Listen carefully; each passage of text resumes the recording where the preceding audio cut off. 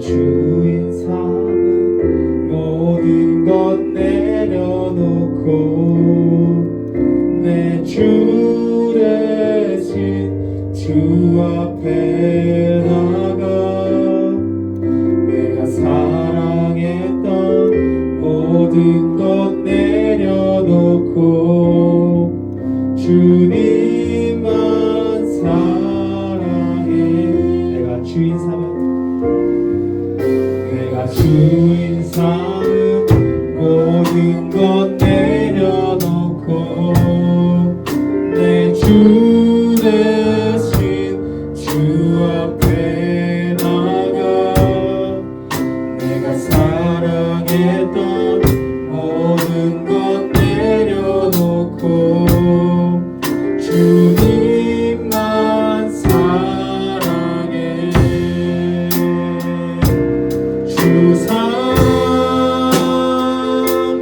거친 풍랑에도 깊은 바다처럼 나를 잠잠케 해.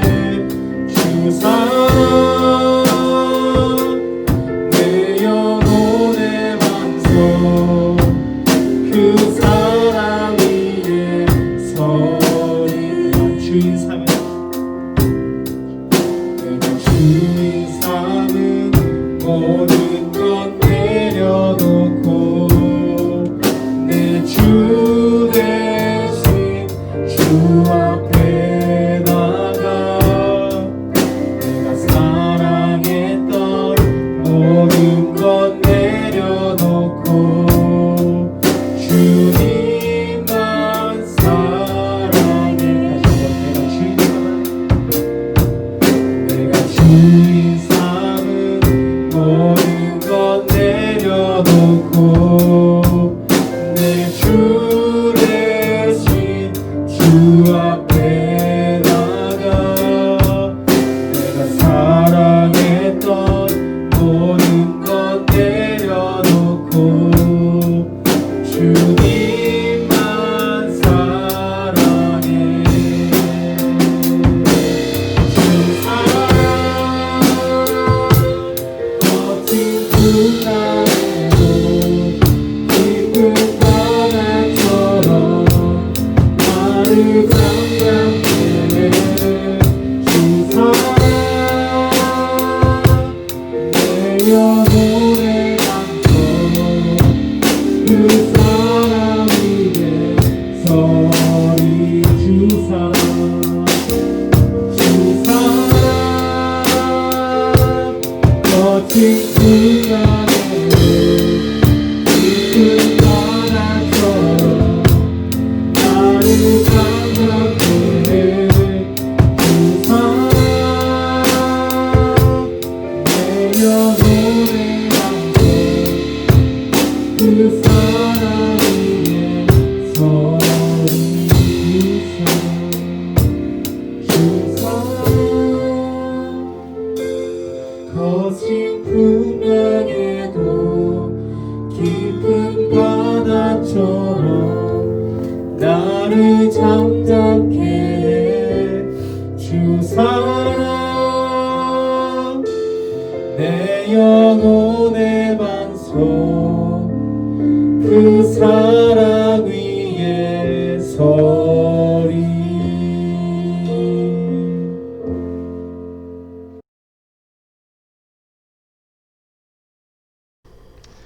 오늘 우리에게 주시는 말씀은 창세기 13장 14절부터 18절까지의 말씀입니다. 롯이 아브람을 떠난 후에 여호와께서 아브람에게 이르시되 너는 눈을 들어 너 있는 곳에서 북쪽과 남쪽 그리고 동쪽과 서쪽을 바라보라. 보이는 땅을 내가 너와 내 자손에게 주리니 영원히 이르리라. 내가 내 자손이 땅의 티끌 같게 하리니 사람이 땅의 티끌을 능히 셀 수 있을진데 내 자손도 세리라. 너는 일어나 그 땅을 종과 횡으로 두루 다녀보라. 내가 그것을 내게 주리라. 이에 아브람이 장막을 옮겨 헤브론에 있는 마므레 상수리 수풀에 이르러 거주하며 거기서 여호와를 위하여 제단을 쌓았더라. 아멘. 하나님의 인도함을 따라 산다고 할 때 그 삶의 모습은 마치 큰 강위를 따라 떠내려가는 작은 배를 상상하게 됩니다. 노를 저으며 때로는 강을 거슬러 올라가 보기도 하지만 결국 거대한 흐름에 몸을 맡긴 바 되어 바다로 흐르게 됩니다. 때로는 하나님의 뜻을 거스르기도 하고 신앙을 내려놓기도 하며 유혹들로 말미암아 좌충우돌 살아가지만 그러나 은혜의 강은 결국 우리를 안고 또 흐르며 우리는 그곳에 순응하여 결국 바다에 닿게 됩니다. 좋죠. 그런데 이런 낙관에서 잠시 눈을 돌려 우리의 삶 시실코콜한 면면들을 들여다보면 이와 다른 풍경이 보입니다. 일단 강 같은 게 아닙니다. 여러 갈래로 난 골목길과 같습니다. 인생을 결정 지을 것만 같은 수없는 선택들이 우리들을 향해서 다가오고 이 선택들을 몇 번이고 지나치다 보면 우리네 인생은 강 위에 떠있는 나룻배가 아니라 골목 사이사이로 그곳을 정처 없이 헤매고 있을 뿐인 그런 미로와 같은 우리네 삶이 아닌가라고 생각하게 됩니다. 어떤 것이 진짜 우리네 삶인가요? 강 위를 떠내려가는 것, 아니면 골목길을 헤매고 있는 것. 그런데 이것이 아브라함에게도 그러합니다. 오늘은 아브라함에 관한 두 개의 사건을 여러분께 설명해 드리고자 합니다. 그냥 이야기만 하는 거니까 이야기로 들으시면 됩니다. 옛날 아주 먼 옛날에 아브라함이라고 하는 사람이 살고 있었습니다. 아브라함은 하나님이 주신 약속을 마음에 품고 고향을 떠나 하나님이 명하시는 그 땅을 향해서 정처 없는 여정을 시작했습니다. 하란에서 남쪽으로 내려오기 시작한 그의 여정은 베델과 아이라는 곳 사이에서 일단락 짓게 되었습니다. 가까이에 가나안 사람들이 모여 사는 곳이 없었고 하란에서 끌고 내려온 양과 가축들을 먹일 만한 초지가 있었고 거기에서 하룻밤을 묵었는데 바로 그날 밤에 하나님께서 찾아오셔서 바로 그 땅, 이 땅을 너와 내 자손에게 주겠다 이렇게 말씀해 주신 겁니다. 이튿날 잠에서 깬 아브라함은 곧바로 그곳에 여호와를 향한 제단을 쌓고 하나님께 감사의 기도를 드립니다. 하나님의 인도하심은 마치 강처럼 흘러 하란으로부터 약속의 땅에 이르기까지 아브라함을 인도하여 내신 것 같습니다. 그런데 문제가 생깁니다. 메소포타미아에서 시작된 가뭄이 남쪽으로 내려와 아브라함이 거주하고 있는 가나안 땅에까지 이르게 된 것입니다. 일단 기근이 시작되자 양들을 비롯한 가축들을 먹일 물들이 부족해지고 풀들도 부족해졌습니다. 살기 어려워진 것입니다. 아브라함은 선택의 기로에 서게 되었습니다. 그의 선택은 더 나은 곳을 찾아서 가는 것이었습니다. 그의 아버지 데라가 가뭄을 피해 메소포타미아에서 하란으로 넘어온 것처럼 이번에는 아브라함이 가뭄을 피해 가나안에서 애굽으로 이주할 계획을 세웠습니다. 애굽에 가까워졌을 때 아브라함의 마음에 근심이 하나 생깁니다. 아름다운 자신의 아내, 애굽인들이 보기에도 아름다울 터인데 그들이 나쁜 마음을 먹는다면 사례를 제외한 나머지 가족들을 다 죽여버리고 아내를 납치해 갈 수 있다라는 생각이 든 겁니다. 그래서 아브라함은 아내를 느이라고 말하기로 사례와 입을 맞추었습니다. 애굽에 도착했을 때 아브라함이 염려했던 일들은 실제로 일어났고 아브라함은 자신의 아내를 바로 왕의 첩으로 빼앗길 위기에 봉착하게 됩니다. 바로 그때 하나님께서 간섭하셔서 애굽에 재앙을 내리셨고 바로 왕은 자신이 준비하던 이 혼사에 어떤 문제가 있다는 것을 알고는 사례와 아브라함을 추궁하여 진실을 듣게 됩니다. 진실을 듣게 된 바로는 아브라함의 가족들을 그 애굽 땅에서 추방하게 되죠. 이제 아브라함은 수갈래로 난 미로 한가운데 서 있게 되었습니다. 분명 맞다고 생각되는 목표를 향하여서 맞다고 생각되는 방편을 사용하여 이곳까지 왔는데 그럼에도 불구하고 그는 지금 실패의 길목에 서 있는 것입니다. 은혜의 강을 떠내려왔던 그의 인생이 이제는 미로 속에서 헤매는 인생으로 그 풍경이 바뀌었습니다. 사례와의 신의는 깨져버렸고 가족을 이끄는 그의 책임감은 더 무겁게 그를 짓눌렀을 겁니다. 오늘날 우리들이 경험하는 실패도 이와 다르지 않습니다. 선택에는 결과가 따르기 마련이고 그 결과가 만약 실패라고 한다면 그 실패의 대가는 대부분 상처들입니다. 마음의 상처라면 그것은 오래도록 나를 괴롭힐 것이고, 물질적인 대가라면 우리를 보다 어려운 선택의 길으로 내몰 것입니다. 요즘 청년들 속에서 회자되고 있는 실패에 대한 두려움이 있는 걸 압니다. 얼마 전에 인터넷에 본 그림입니다. 실패를 두려워하지 말고 도전해라 라고 하는 이 말이 정말 옛날 말이 되어버린 것 같습니다. 이 말은 곧 이곳에 있는 우리 모두가 단 한 명도 예외 없이 실패를 안고 또 다른 선택을 향하여서 등 떠밀려 살아가는 중이라는 말입니다. 이 미로 속에서 우리는 무엇을 해야 할까요?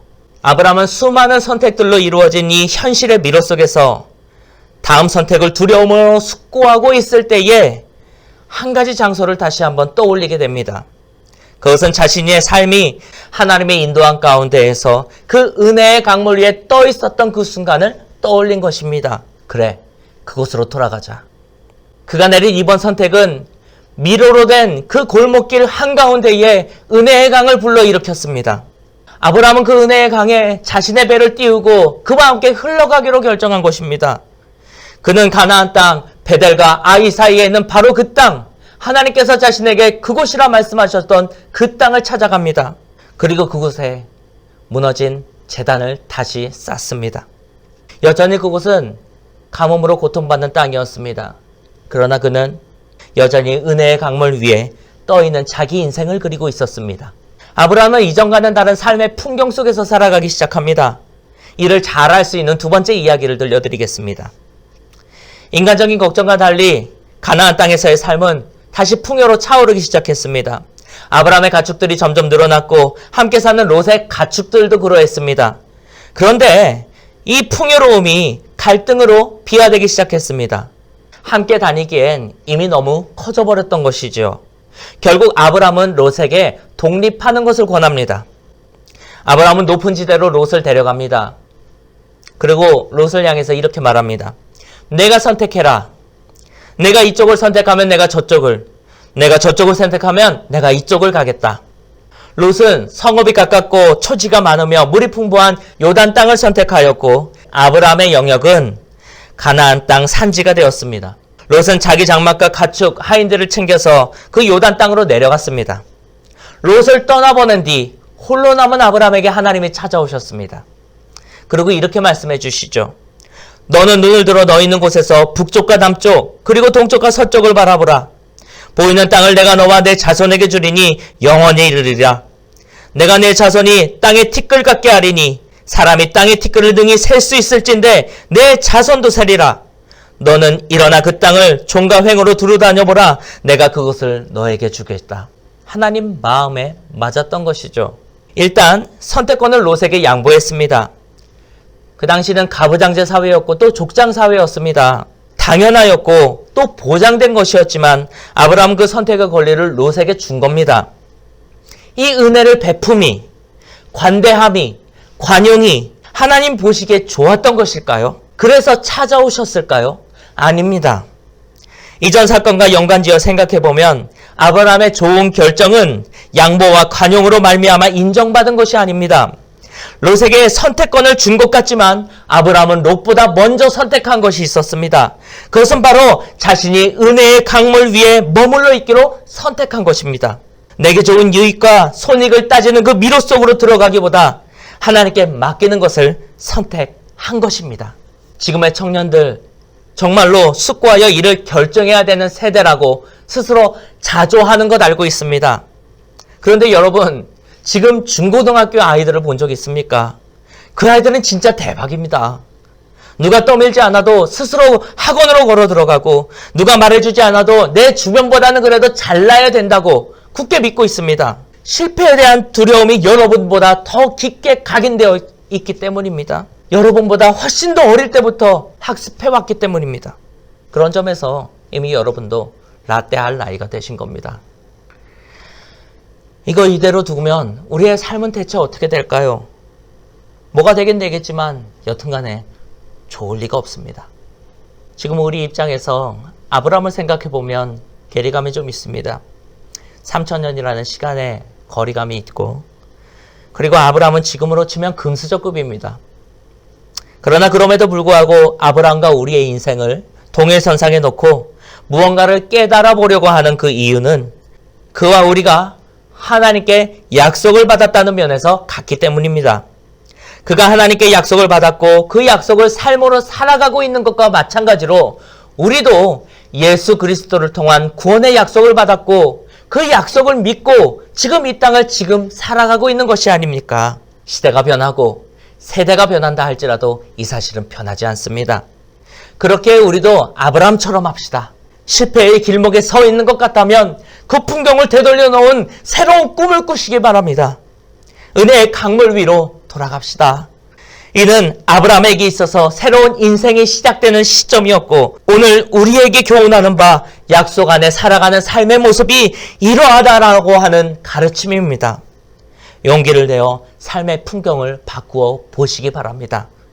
하나님은 바로 이러한 삶을 꿈꾸며 살아가는 자들에게 찾아오셔서 그 약속을 상기시키시고 그와 함께 구원의 때까지 동행하여 주실 것입니다. 하늘에 계신 우리 아버지여, 이름이 거룩히 여김을 받으시오며 나라가 임하시오며 뜻이 하늘에서 이루어진 것 같이 땅에서도 이루어지리이다. 오늘 우리에게 일용할 양식을 주옵시고 우리가 우리에게 죄 지은 자를 사하여 준 것 같이 우리 죄를 사하여 주옵시고 우리를 시험에 들게 하지 마옵시며 다만 악에서 구하옵소서. 대개 나라와 권세와 영광이 아버지께 영원히 있사옵나이다. 아멘.